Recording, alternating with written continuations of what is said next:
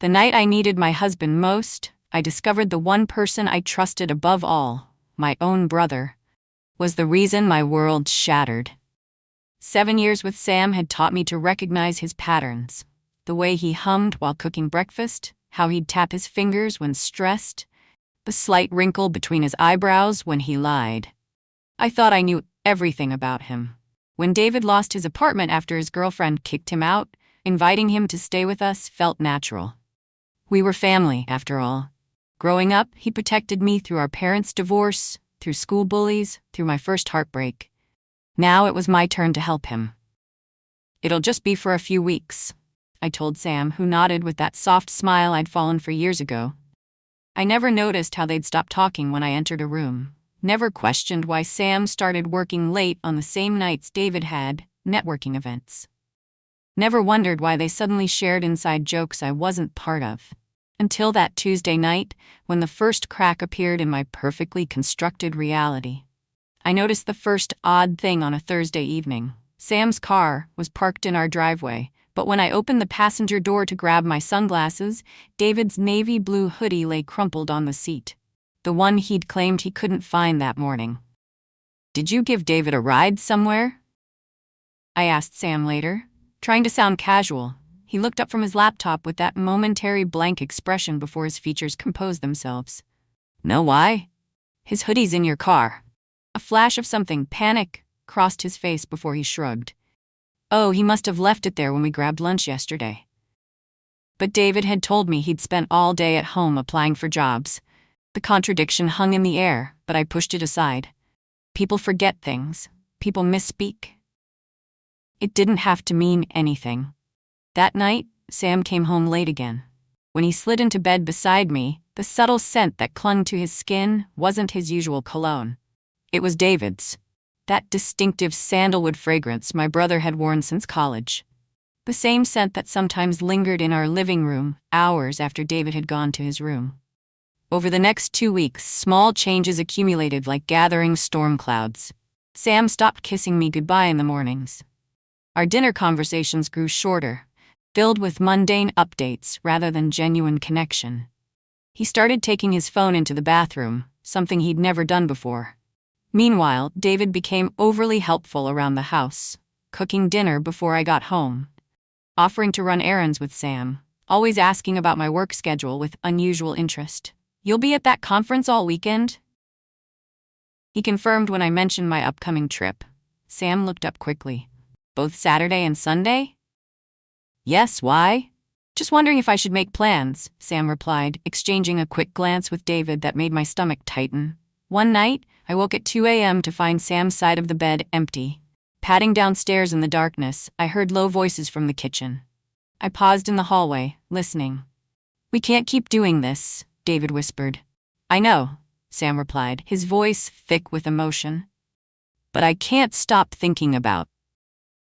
They fell silent when I deliberately made the floorboard creak. By the time I entered the kitchen, they were seated far apart, both clutching mugs of tea, faces arranged in innocent expressions that felt rehearsed.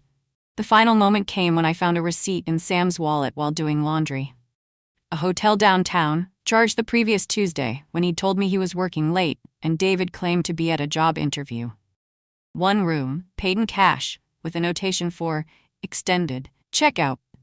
That night I watched them across the dinner table, my husband and my brother, laughing at some private joke, completely at ease in their deception. The weight of suspicion crushed against my chest until I could barely breathe. "I need to ask you both something," I said, my voice surprisingly steady. Their laughter died instantly. Sam's fork paused halfway to his mouth. "What's going on between you two?" The silence stretched, thick and suffocating. David stared at his plate while Sam attempted a confused smile. "What do you mean?" Sam asked. "You know exactly what I mean," I replied, pushing my chair back. The late nights, the secret conversations, the hotel receipt from Tuesday. The color drained from both their faces. At that moment, I knew. But suspicion isn't proof, and some terrible part of me needed to be absolutely certain before I confronted the unthinkable truth that my husband and my brother had betrayed me in the most intimate way possible. The morning after my confrontation, both Sam and David had elaborate explanations. The hotel receipt was for a surprise party they were planning for my upcoming birthday. The late-night conversations were about David's job search. The hoodie in the car was from when they went to look at potential apartments for David. Their answers came too quickly, too perfectly aligned, like they'd rehearsed them. "I feel terrible that you're suspicious," Sam said, holding my hands across our kitchen table. "What can I do to make you feel better?" I forced a smile. "I'm probably overreacting. I'm sorry." The relief on their faces only deepened my doubt. That afternoon I called Maya, my best friend since college. We met at a cafe far from my neighborhood, where there was no chance of running into either Sam or David. "You think your husband is having an affair with your brother?" Maya's eyes widened.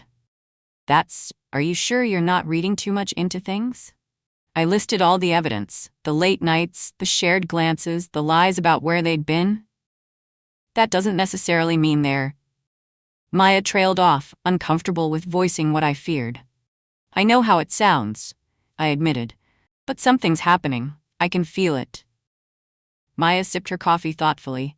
"If you want to know for sure, you need actual proof, not just feelings or coincidences."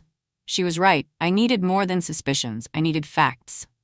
When I returned home, both Sam and David were excessively attentive, offering to cook dinner, asking about my day, suggesting we all watch a movie together. Their performance only strengthened my resolve to uncover the truth, hiding beneath their perfect masks. The next morning, I waited until Sam stepped into the shower before grabbing his phone. My fingers trembled as I typed in his passcode, my birthday, unchanged since we first started dating. A wave of guilt washed over me, but I pushed it aside. His text messages with David were surprisingly mundane on the surface. Discussions about dinner plans, links to job postings, casual banter. But hidden among them were messages that made my heart sink.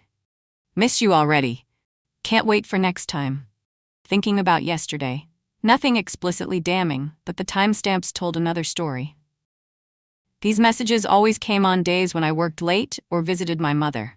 Days when they knew I wouldn't be home. I scrolled further back and found a message from 3 months ago that made my blood run cold.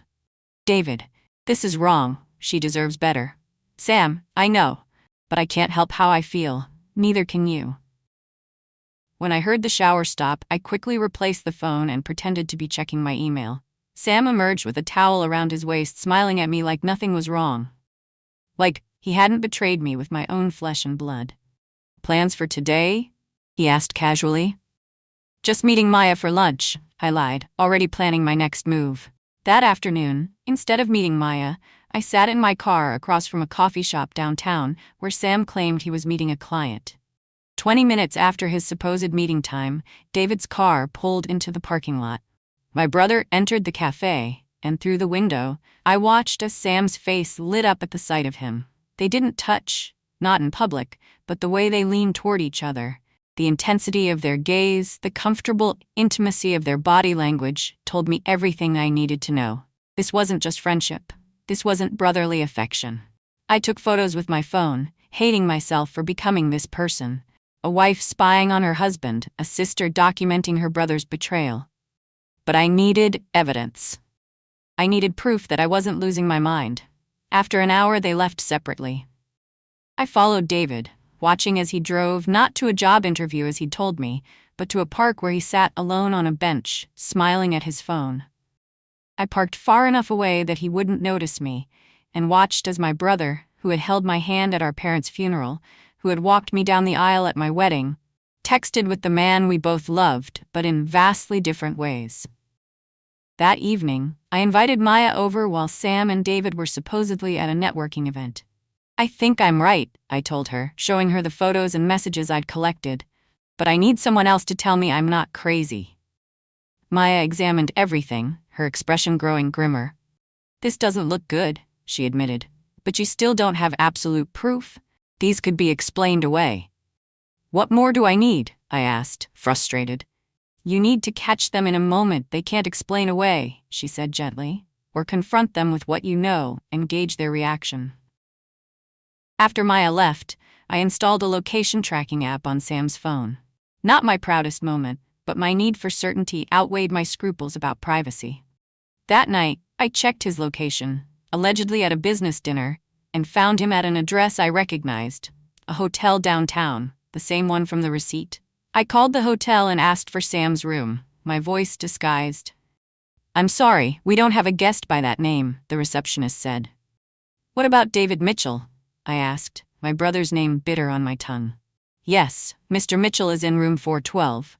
Would you like me to connect with you?" I hung up, my suspicions confirmed in the most painful way possible. For the next week, I gathered more evidence while pretending everything was normal. I documented their comings and goings, noted their excuses, and tracked the inconsistencies in their stories. The weight of knowledge pressed on my chest like a stone, making it hard to breathe around them. "You've been quiet lately," Sam commented one night as we prepared for bed. "Is everything okay at work?" "Just tired," I replied, avoiding his eyes. How could he ask me that question while sleeping with my brother under our roof? I confided in Maya again, showing her my growing collection of evidence. "What are you going to do?" she asked. "I'm going to confront them," I decided. "But I need to catch them together. No chance for them to coordinate their stories or make up excuses." The opportunity came sooner than expected. Sam texted that he was working late, and David mentioned a promising job interview. Within minutes, the tracking app showed both their locations converging at our house, empty except for them. "Tell them you're coming home with a migraine," Maya suggested. "See what you find." I sent the text, my fingers shaking. Sam's response came quickly. "Sorry to hear that. Take your time driving home. David and I are both out, so the house will be quiet for you to rest." Another lie. My last shred of doubt vanished, replaced by cold determination. It was time to face the truth. The drive home felt like moving through a dream. Traffic lights blurred, other cars became meaningless shapes, and the knot in my stomach tightened with each passing mile. I rehearsed what I might say, what I might do, but nothing prepared me for what awaited. Both their cars sat in our driveway, Sam's sleek sedan and David's compact hatchback, just as the tracking app had shown. They thought I was safely across town, nursing a fabricated migraine. They thought they had hours of privacy. They were wrong. I parked a block away and walked the remaining distance, the late afternoon sun casting long shadows across our suburban street. Our house, the one Sam and I had saved for years to buy, the one where we'd planned to raise children someday, looked peaceful from the outside. No hint of the betrayal occurring within its walls. My key turned silently in the lock. I stepped inside, holding my breath, listening. The house wasn't quiet as it should have been if it was empty. Soft music drifted from somewhere inside. A laugh, David's, followed by the murmur of Sam's voice. They weren't even being careful anymore. I slipped off my shoes and moved through the entryway, past the living room with its family photos documenting happier times. Our wedding day, holiday gatherings, the three of us at the beach last summer. Images of a reality that no longer existed. The music grew louder as I approached the kitchen. My fingers trembled as I reached for my phone, ready to document whatever I found, my final piece of evidence. I paused in the hallway, just out of sight of the kitchen doorway. Their voices became clearer now, intimate, affectionate, completely different from how they spoke when I was around. "We need to figure this out," David said. "I hate lying to her." "I know," Sam replied, his voice soft in a way it hadn't been with me for months. "But how do we tell her without destroying her?" "Maybe we should end this," David suggested, though his tone lacked conviction. "Could you really walk away now?" Sam asked. The silence that followed answered more clearly than words. I stepped forward, my shadow falling across the kitchen floor. The scene before me burned into my memory like a photograph. Sam and David standing by the island counter, fingers interlaced, foreheads nearly touching. The casual intimacy of long-term lovers. They didn't notice me immediately. I watched as Sam reached up to brush my brother's hair from his face, a tender gesture he once reserved for me. When their lips met in a familiar practiced kiss, my world imploded. The sound that escaped me wasn't quite a gasp or a sob, more primal, like something breaking. They jumped apart, turning toward me with identical expressions of horror. "Aisha," Sam whispered, my name a plea on his lips. David stood frozen, his face draining of color. "We can explain," he managed, though his eyes told me he knew no explanation could possibly suffice. How long? I asked, surprised by the steadiness of my voice despite the earthquake happening inside me. Neither answered immediately. The kitchen clock ticked loudly in the silence, marking the seconds of my collapsing marriage, my fractured family. How long? I repeated, each word sharp as glass. 3 months, Sam finally admitted, not meeting my eyes.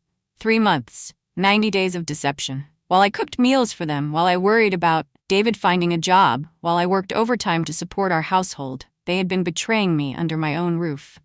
My legs weakened. I gripped the door frame to stay upright, my wedding ring catching the afternoon light as it glinted on my trembling hand. The floor seemed to tilt beneath me. Aisha, please. David stepped toward me, his hand outstretched. Don't touch me, I hissed, backing away. Don't you dare touch me. Memories flashed through my mind with new context. Sam's sudden interest in helping David with job applications, the hours they spent alone together. The weekend I visited Mom in the hospital while they stayed home cleaning the garage. The nights I fell asleep waiting for Sam to come to bed, not knowing he was with my brother. I trusted you, I said, my voice breaking. Both of you. Sam moved toward me, his face contorted with guilt. We never meant for this to happen. A harsh laugh escaped me. What exactly did you mean to happen when you slept with my brother? David flinched as if I'd struck him. It just happened, he whispered. Things don't just happen, I replied. You made choices. Every single day, you chose to betray me. Let's sit down, Sam suggested, gesturing toward the dining room. We can talk about this. Talk? My voice rose. Like we're discussing dinner plans? You've been having an affair with my brother. The words hung in the air, the first time I'd said them aloud. The reality of it crashed over me in waves, not just the betrayal of infidelity but the specific cruelty of it being with David. It's complicated, Sam said, running his hands through his hair. Then explain it to me, I challenged. Explain how you could do this. They exchanged glances. A silent communication developed through their deception. I've always, David began, then stopped. There's always been something between us, even before you and Sam got together. The implications stunned me into momentary silence. Before we got together, you knew him for 2 weeks before our first date. We met earlier, Sam admitted quietly, at a bar downtown. We connected. Then I met you at David's birthday party, and what? You decided to date me to stay close to him? The pieces clicked into a horrifying new picture. Was our entire relationship built on your feelings for my brother? No, Sam protested. What I felt for you was real, is real, but with David, it's different, David finished for him. I stared at them, these strangers wearing the faces of the men I loved most. Get out, I whispered. Both of you. Get out of my house right now. Aisha, please, Sam reached for me. Now, I screamed as something inside me finally shattered completely. They didn't leave. Instead, Sam sank into a kitchen chair while David leaned against the counter, both looking shell-shocked by my outburst. The three of us are locked in this terrible tableau, the betrayed wife, the cheating husband, the disloyal brother. We need to talk about this, Sam insisted, his voice steadier now. You deserve an explanation. An explanation? I laughed, the sound hollow even to my own ears. There's no explanation that could possibly make this okay. I grabbed a glass from the cabinet and filled it with water, my hands shaking so badly that liquid sloshed over the sides. When I turned back, they were watching me with identical expressions of concern, the same expressions they'd worn countless times before. How had I never noticed their mirrored mannerisms, the subtle ways they moved in sync? How could you? I asked David, focusing on my brother first. You're my family. You walked me down the aisle. David's eyes filled with tears. I tried to fight it. For months, I tried. Not hard enough, I spat. We never wanted to hurt you, Sam said, rising from his chair. The rage that had been building inside me erupted. I hurled the water glass against the wall, where it shattered in a spray of glass and water. Both men flinched. Don't you dare say that to me, I shouted. Every lie, every secret meeting, every time you touched each other in our home. You were hurting me. You just thought I'd never find out. The kitchen fell silent, except for my ragged breathing and the soft plink of water dripping from the wall. Tell me everything, I finally said, my voice dropping to a dangerous calm. Every detail, when it started, how it started. I want to know exactly how you destroyed my life. They talked in turns, filling in the gaps of each other's narrative, a habit born from months of secret intimacy that only twisted the knife deeper. It began 3 months ago, when I worked late nights on a major project. Sam had been feeling neglected. David had been lonely after his breakup. One night, they shared a bottle of whiskey and confessed an attraction that apparently had simmered beneath the surface for years. The first time was a mistake, Sam admitted, staring at his hands. We both felt terrible afterward. But not terrible enough to stop, I pointed out. David looked away. We tried. For 2 weeks, we avoided being alone together. Until, I prompted. Until the weekend you visited your mother in the hospital, Sam confessed. We gave in.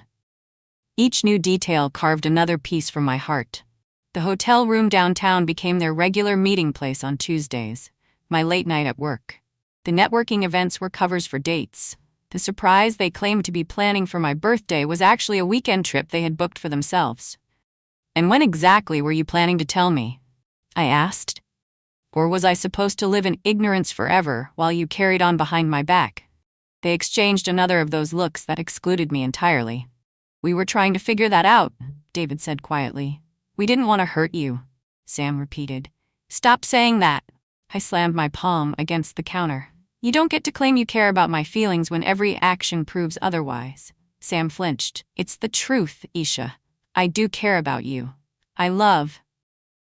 Don't you dare say you love me, I interrupted, my voice breaking. Love doesn't do this. As their confession unfolded, something within me hardened. The initial shock and pain still throbbed, but beneath it grew a cold clarity. My husband and brother watched me anxiously, waiting for forgiveness or understanding they didn't deserve. Did you ever think about me? I asked. During all those secret meetings and text messages, did you ever consider what this would do to me when I found out? We thought, Sam began. You thought I wouldn't find out. I finished for him. That's not the same thing. I turned to David. You were supposed to protect me. That's what you promised when Mom and Dad died, that we'd always look out for each other. David's face crumpled. Aisha, I'm so sorry. I hate myself for hurting you. Not enough to stop, I pointed out. For the first time, Sam looked defensive. You haven't exactly been present in our marriage lately. Always working, always tired. The audacity of his attempt to shift blame ignited my fury anew. So this is my fault. I worked overtime to pay our mortgage while you were busy seducing my brother. Sam backpedaled quickly. That's not what I meant. Then what did you mean, Sam? Explain to me how my dedication to our financial security justifies your betrayal. He had no answer. I turned away, suddenly exhausted by their excuses. I want you both to pack your things and leave. Tonight. Where am I supposed to go? David asked, panic edging his voice. Not my problem, I replied coldly. Maybe the hotel you've been frequenting has weekly rates. Sam stepped toward me. This is my house too, Aisha. You can't just... Watch me, I interrupted, a new strength in my voice. Leave voluntarily, or I call everyone we know, your parents, our friends, your boss, and tell them exactly what you've been doing with my brother. Their faces paled at my threat. The power in the room had shifted. I was no longer the victim caught unaware, but a woman taking control of an impossible situation. You wouldn't, Sam whispered. Try me, I challenged. I have nothing left to lose. As they reluctantly moved to gather their things, a memory surfaced. Sam and I on our honeymoon, promising to always be honest with each other. No matter how difficult the truth, he had said, we'll face it together. The bitter irony of that promise hit me like a physical blow. At that moment, I realized our entire relationship had been built on shifting sand. Perhaps Sam had never truly been mine. I followed them upstairs, watching as they packed in silence. David kept glancing at me, opening his mouth as if to speak, then closing it again when he met my unyielding gaze. I need to know one thing, I said as Sam zipped his suitcase. Was any of it real? Us, I mean. He paused, looking at me with genuine pain in his eyes. Yes, it was real, but it wasn't enough. The simple cruelty of those words crystallized everything. Not that he didn't love me, but that his love for me wasn't sufficient. That I, fundamentally, wasn't enough. Get out, I whispered. They carried their bags downstairs. At the front door, David turned back. I know you won't believe this, but I never wanted to hurt you. You're my sister. I love. Don't, I cut him off. You don't get to say that word to me anymore." As the door closed behind them, the house fell into a silence so profound it seemed to have weight. I stood alone in the entryway, surrounded by the remnants of a life that no longer existed. Neither of them moved toward the door. Sam stood with his hands hanging uselessly at his sides, while David leaned against the counter, his face a mask of misery. "We're not leaving you like this," Sam said firmly. "Not until we explain." "There's nothing to explain." I grabbed a mug from the counter and hurled it against the wall, watching it shatter with grim satisfaction. "You've been sleeping with my brother. What possible explanation could make that okay?" Sam flinched but held his ground. "We didn't plan this." "Oh, that makes it better?" I laughed, the sound sharp and unfamiliar even to my own ears. "You accidentally fell into bed with him? Multiple times? For 3 months?" David stepped forward. "Aisha, please. Just listen." "Why should I listen to anything you have to say? You're my brother. You were supposed to protect me, not—" My voice broke and I hated the weakness in it. "Not destroy my marriage." "Your marriage was already broken," David said quietly. The words hit me like a physical blow. "What?" Sam closed his eyes briefly. "We haven't been happy for a long time, Aisha. You know that." "So this is my fault?" Rage propelled me across the room until I stood inches from Sam's face. "You cheated because I wasn't making you happy enough? With my brother?" "That's not what I meant," Sam backpedaled. "We've been growing apart for years. You're always working, always taking care of everyone else. Your mom, your friends, David when he needs a place to stay. But you stopped seeing me a long time ago. And that justifies betraying me in the worst possible way." I turned to David. "What's your excuse? What did I do to deserve this from you?" David's eyes filled with tears. "Nothing. You did nothing wrong. I'm the one who failed you, not the other way around." "Tell me everything," I demanded, suddenly needing to know the full extent of their betrayal. "When did it start? How did it start? I want details." They exchanged uncomfortable glances before Sam spoke. "The first time was the night you stayed at the hospital with your mom. David was upset. I was trying to comfort him." "Comfort him?" I repeated incredulously. "Is that what you call it?" "I was drunk," David admitted. "I told Sam I'd always envied what you had with him, that I'd always wondered what it would be like." The implication hung in the air between us. My brother had desired my husband for years, watching our relationship from the sidelines, waiting for his opportunity. "And you?" I asked Sam. "Were you just waiting for the chance to be with him too?" Sam looked down. I didn't realize how I felt about David until recently, but once it happened, it felt like something clicking into place. Like I was the wrong piece in the puzzle all along. My voice was barely audible. Neither contradicted me. "The night of your work conference," David continued reluctantly. "We went out for drinks, just the two of us. Sam talked about how distant you'd become, how lonely he was. So I'm to blame," I concluded bitterly. "If I'd been a better wife, you wouldn't have turned to my brother." "No one's blaming you," Sam insisted. "But you are," I countered. "You're justifying what you did by pointing to problems in our marriage. Problems you never bothered to discuss with me, by the way. Did you ever once say, 'Isha, I'm feeling neglected'? Did you ever suggest counseling? Or was it easier to just sleep with my brother?" Their silence was enough. "What were you planning to do?" I asked after a long silence. "Continue this affair indefinitely? Were you going to leave me eventually? Move in together? What was the endgame here?" Again, they exchanged glances, and suddenly I understood. "You've discussed this," I realized. "You've actually talked about your future together." "We didn't know what to do," Sam admitted. "We care about you." "Don't you dare say you care about me." The words exploded from me. "People who care don't do what you've done." I walked to the refrigerator, where photos of the three of us were displayed with colorful magnets. Family barbecues, holiday gatherings, my birthday last year.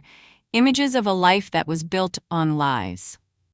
With one sweep of my arm, I sent them clattering to the floor. "I want to know when you were going to tell me," I said, my voice growing calmer as my resolve strengthened. "Or were you hoping I'd never find out, that I'd remain the convenient cover for your relationship?" David stepped toward me. "Aisha, we were going to tell you. We just didn't know how." "You're lying," I said flatly. "If you'd wanted to tell me, you would have. You weren't protecting me. You were protecting yourselves." For the first time, a flicker of shame crossed Sam's face. "You're right," he admitted. "We were cowards." Something shifted in that moment. The balance of power in the room. They were no longer the ones controlling the narrative. Their secrets were exposed, their justifications hollow. "You know what's ironic?" I said, surprising myself with the steadiness of my voice. "I've spent my whole life trying to make others happy, making sacrifices, putting myself last. And this is my reward." "What happens now?" Sam asked quietly. I looked at my husband of 7 years, the man I'd built my life around, the man I'd planned to grow old with, and felt nothing but cold clarity. Now I want you both out of my house, tonight. Pack what you need and leave." "Where are we supposed to go?" David asked, looking bewildered. "That's not my problem anymore," I replied. "Maybe you should have thought about the logistics before you started sleeping with my husband." Sam stepped toward me, his expression pleading. "Aisha, can we at least talk about this? Maybe we can." "What?" I cut him off. "Work through it, forgive and forget? There's no coming back from this, Sam." "I still love you," he said, his voice breaking. The words hung in the air between us, once precious, now poisoned. "No," I said finally, "you don't. Love doesn't do this." I turned to David, the brother who had held my hand at our parents' funeral, who had threatened my first boyfriend if he ever hurt me, who had walked me down the aisle on my wedding day. "And you," I said, my voice catching, "you were the one person I thought would never betray me." David's face crumpled. "I'm sorry," he whispered. "I'm so sorry." "Your apologies mean nothing," I replied. "Actions have consequences. This is yours." I walked to the front door and opened it wide. "You have 1 hour to pack your things. Anything left behind goes in the trash." Sam made one last attempt. "Where will you go?" I looked at him steadily. "I'm not going anywhere. This is my house too. You two can figure out your living arrangements together, since you're so good at keeping secrets." As they moved upstairs to pack, the weight of what had happened, what was still happening, threatened to crush me. But I stood straight, refusing to break down in front of them. I would not give them the satisfaction of seeing me fall apart. After they left, the silence of the house pressed in on me like a physical weight. I wandered from room to room, touching objects that suddenly felt like artifacts from someone else's life. The throw pillows Sam had insisted on buying, the coffee mug David used every morning, the framed family photos that now seemed like elaborate lies. That first night alone, I didn't cry. The pain was too vast, too all-consuming for tears. Instead, I methodically went through our home, gathering everything that reminded me of them. Photos, gifts, clothes they'd left behind, and stuffed it all into garbage bags. By dawn, I'd filled 6 bags and cleared every trace of them from the common areas. When Maya arrived the next morning, concern etched across her face, she found me sitting cross-legged on the living room floor, surrounded by the stripped-down remains of my life. "Oh, Aisha," she whispered, kneeling beside me. "They've been together for 3 months," I told her, my voice flat and emotionless. "Sam said our marriage wasn't enough for him, that I wasn't enough." Maya wrapped her arms around me, and only then did the tears finally come, hot and violent, tearing through me like a storm. The weeks that followed blurred together. I filed for divorce, changed my phone number, and took a leave of absence from work. David called Maya repeatedly, begging her to help him talk to me, but she remained fiercely loyal. "He says he misses his sister," she told me one evening as we shared takeout on my living room floor. I'd sold most of the furniture, unable to bear sitting on the couch where they had likely touched each other while I was away. "I miss my brother too," I replied, "but he doesn't exist anymore." Sleep became my enemy. Each night brought dreams of them together, Sam's hands on David's skin, their secret smiles, their betrayal playing on an endless loop in my subconscious. I'd wake gasping, sheets soaked with sweat, the pain fresh as the first moment of discovery. 1 month after they left, divorce papers arrived. Sam had signed everything, giving me the house and more than half our assets. A note attached read simply, "I'm sorry. You deserve better than what I gave you." I tore it into tiny pieces and flushed it down the toilet, watching the fragments swirl away like the last remnants of my marriage. 2 months later, I started therapy. My counselor, Dr. Chen, helped me navigate the unique pain of my situation, the dual betrayal by the 2 men I trusted most. You've experienced an exceptional form of trauma, she explained during our first session. The people who should have protected you became the source of your pain. That creates a profound wound. Slowly, I began reassembling the pieces of myself. I painted every room in the house, changing the color scheme entirely. I enrolled in evening classes, photography, something I'd always wanted to learn but had set aside in my quest to be the perfect wife and sister. At Maya's insistence, I joined a support group for people who had experienced infidelity. There, among strangers who understood, I found my voice again. My husband cheated with my brother, I said during my first meeting, the words still bitter on my tongue. And for months I believed it was somehow my fault. A woman across the circle nodded. We all do at first, but their choices weren't about us. They were about them. That simple truth became my first stepping stone toward healing. 6 months after the discovery, I stood in my newly remodeled kitchen, preparing dinner for myself and Maya. Sunlight streamed through windows that once witnessed my destruction, but now framed my reconstruction. I got a call from David yesterday, Maya mentioned carefully. He's moving to Seattle. I nodded, surprised by the muted ache in my chest. Are he and Sam still together? No, they broke up about 2 months ago. I considered this information, waiting for the satisfaction I'd expected to feel. Instead, I found only a quiet acceptance. Their relationship, its beginning or end, no longer defined me. You know what I realized in therapy last week? I said, chopping vegetables with steady hands. For years, I built my identity around being Sam's wife and David's sister. I never figured out who Isha was on her own. Maya smiled. And who is she? Still discovering that, I replied. But I know she's stronger than she ever imagined. And she's learning to trust herself again. That night, I slept through until morning. No nightmares, no tears. The betrayal would always be part of my story, but it no longer consumed every chapter. I had reclaimed the pen and was writing my life anew, on my own terms. After they left, the silence of the house pressed in on me like a physical weight. I wandered from room to room, touching objects that suddenly felt like artifacts from someone else's life. The throw pillows Sam had insisted on buying, the coffee mug David used every morning, the framed family photos that now seemed like elaborate lies. That first night alone, I didn't cry. The pain was too vast, too all-consuming for tears. Instead, I methodically went through our home, gathering everything that reminded me of them, photos, gifts, clothes they'd left behind, and stuffed it all into garbage bags. By dawn, I'd filled 6 bags and cleared every trace of them from the common areas. When Maya arrived the next morning, concern etched across her face, she found me sitting cross-legged on the living room floor, surrounded by the stripped-down remains of my life. "Oh, Aisha," she whispered, kneeling beside me. "They've been together for 3 months," I told her, my voice flat and emotionless. "Sam said our marriage wasn't enough for him, that I wasn't enough." Maya wrapped her arms around me, and only then did the tears finally come. Hot and violent, tearing through me like a storm. The weeks that followed blurred together. I filed for divorce, changed my phone number, and took a leave of absence from work. David called Maya repeatedly, begging her to help him talk to me, but she remained fiercely loyal. "He says he misses his sister," she told me one evening, as we shared takeout on my living room floor.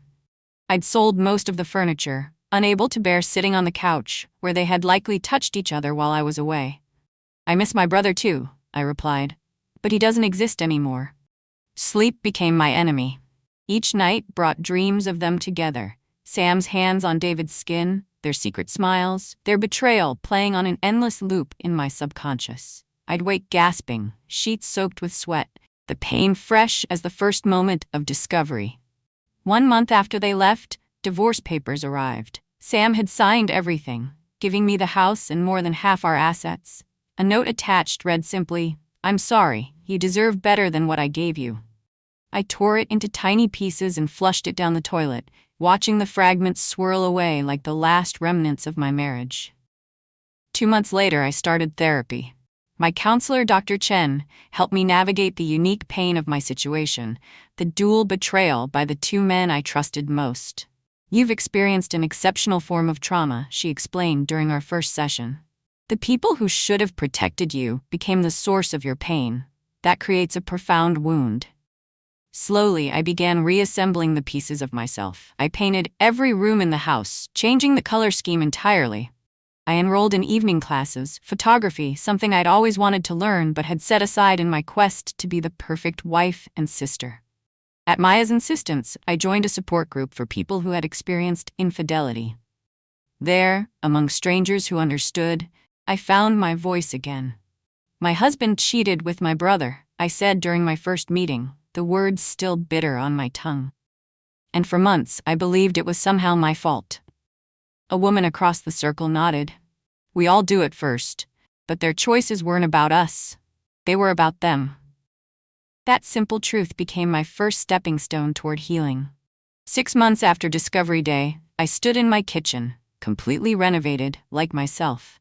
The countertops where they had leaned into each other were gone, replaced with cool marble that matched my newfound resolve. "I saw David's car downtown yesterday," Maya mentioned carefully, watching my reaction. "He was with someone, not Sam." I nodded, surprised by my own indifference. "Are they still together?" "No. From what I heard, they fell apart within weeks after leaving here." A strange emptiness filled me where rage once burned. Their relationship, its beginning, middle, or end, had lost its power over me. "My therapist asked me something interesting yesterday," I said, pouring us both a glass of wine. "She asked who I was before I became Sam's wife and David's sister." I couldn't answer her. Maya's eyes softened. "And now?" "Now I know I'm someone who survived what should have destroyed her." I touched the new tattoo on my wrist, a phoenix rising. I'm the woman who rebuilt herself from ashes. That night, watching the sunset from my bedroom window, I realized the most profound truth of my journey. They hadn't taken everything from me. In forcing me to start over, they had accidentally given me the chance to become someone stronger, wiser, and finally, completely my own.